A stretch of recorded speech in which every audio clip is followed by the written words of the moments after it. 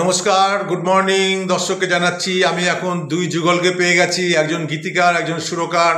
সুরকার বাবুল বোস, বিখ্যাত সুরকার, আর গীতিকার দেবপ্রসাদ চক্রবর্তী।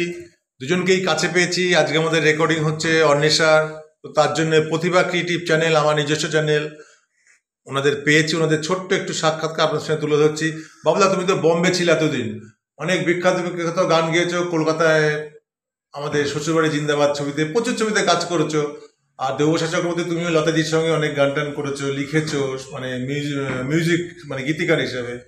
তো প্রতিভা ক্রিয়েটিভে তোমার স্বাগত জানাচ্ছি। তো আমাদের এই যে নতুন ছবিটা করছো, এই ব্যাপারে তুমি একটু বলো, রোমান্টিক গানটা যেটা করছো।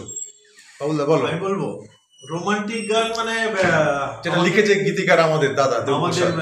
দেবপ্রসাদ লিখে আমাকে প্রথমে পাঠিয়েছেন। তারপর ওটা পড়ে আমার খুব ভালো লাগে, আর সেই অনুযায়ী আমি সুরটা করে, আর সিচুয়েশন আমাকে বুঝিয়ে দিয়েছিলেন জয়ন্তবাবু। তো সিচুয়েশন অনুযায়ী আমি চেষ্টা করেছি গানটাকে তুলে ধরার।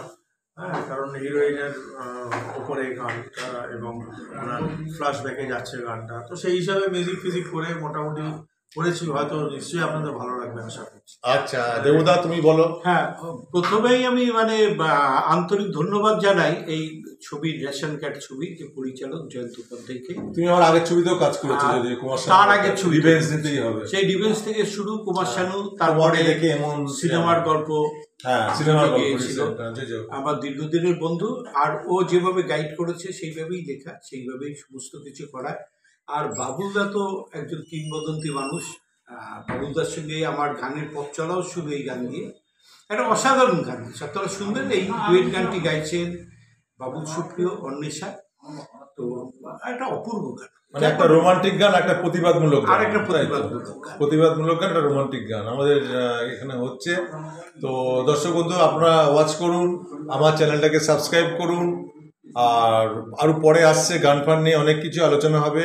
এখন এই পর্যন্তই রাখছি। ওকে, টাটা, গুড বাই।